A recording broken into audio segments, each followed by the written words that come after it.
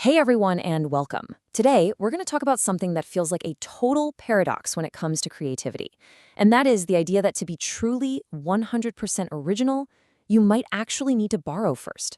So let's get into it and explore this amazing alchemy of turning inspiration into your own creative gold. Does this sound familiar? I mean, that feeling, that just paralyzing terror of the blank canvas.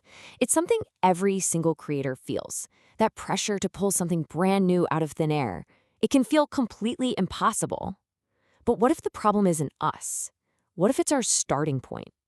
So here it is. This is the big kind of backward idea we're going to unpack today.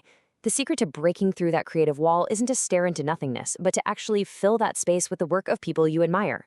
You start with a full slate, not an empty one. So let's see how the absolute masters did it. You know, if you look back through history, it's just filled with these creative giants who were not afraid to stand on the shoulders of other giants.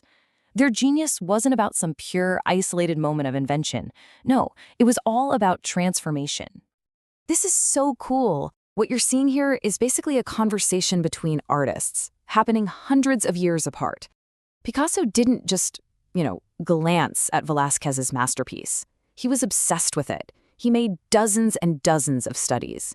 See, he wasn't copying it just to make a copy. He was copying it to understand it. He literally took it apart piece by piece. And in that process, as his biographer John Richardson points out, he found the building blocks for a whole new way of seeing the world, Cubism. And it's not just in painting, right? We see the exact same thing in literature. Shakespeare takes the bare bones of this old Danish legend, a really simple, straightforward revenge story, and he completely transforms it. He borrows the plot, sure, but then he injects it with all this psychological depth and moral chaos and, that existential dread that makes it Hamlet. The scholar Stephen Greenblatt says he turned a basic story into this timeless exploration of what it even means to be human. This idea just keeps going. The amazing architect Frank Lloyd Wright was hugely influenced by the clean lines and the beautiful harmony of Japanese prints. That became a cornerstone of his whole prairie style. And get this, it's not just some artsy theory. Actual research from the American Psychological Association shows that this kind of imitation, this act of studying and borrowing, is literally linked to cognitive growth. It sparks new pathways in your brain that lead directly to innovation. So, we've seen the theory, we've seen it in history, now let's get practical. How can we actually use this idea of borrowing and turn it into a process we can all follow? Let's break down the alchemy. Okay, so here's a 4-step method, and it comes from an architect. Step 1, you gather your inspiration.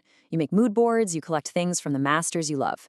Then step 2, and this is absolutely crucial, you add your unique context.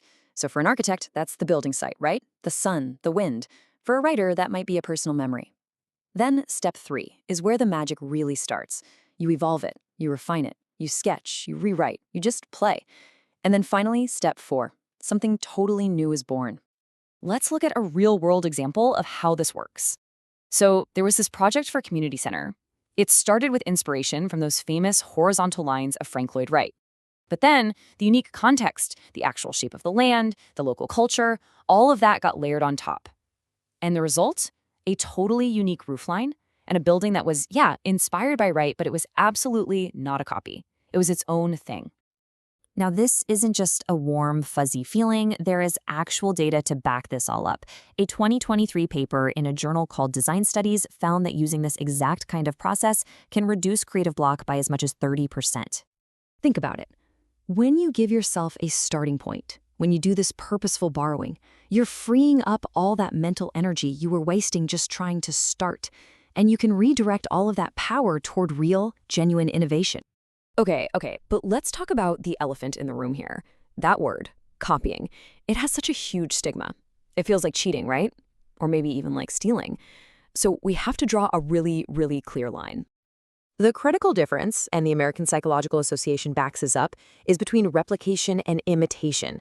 Replication is just mindless copying. It's duplication without any real understanding, and it just stalls your growth. But imitation, or what we're calling purposeful borrowing, that's an act of study. The goal isn't to perfectly reproduce the thing, it's to understand the thinking behind the thing, and that is what makes you grow. We've all felt that fear. You share an idea that was influenced by something you love, and you just hear that little voice, maybe in someone else's head or your own, saying, well, that's not original. But here's the reality. True replication is almost impossible. Your own unique context, your personal experiences, your skill set, all of that acts like a filter. It guarantees that whatever you borrow is going to be transformed into something that is uniquely yours. It really does become a personal alchemy. So all of this brings us to the final, and I think the most important part. How do you actually take these ideas and use them in your own creative life? How do you find your gold? Well, the path starts right here. Don't just look at a painting, study the brush strokes. Don't just read a poem, analyze its rhythm, its structure. Whatever your thing is, go out and gather your inspirations. Make that mood board and use all those influences as your crucible, a place where you forge new ideas, not as a cage that's going to limit you. And that really is the ultimate takeaway here. This isn't about finding a shortcut. It's about committing to a deep, dedicated process of learning and transforming. And if you do that, your own voice, your own unique style, it will come out. It has to. You'll turn those borrowed embers into a fire that is 100% yours.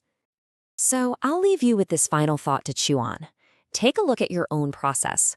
Where do you find your sparks? And what's the crucible that you use to forge them into something totally new? How do you transform inspiration?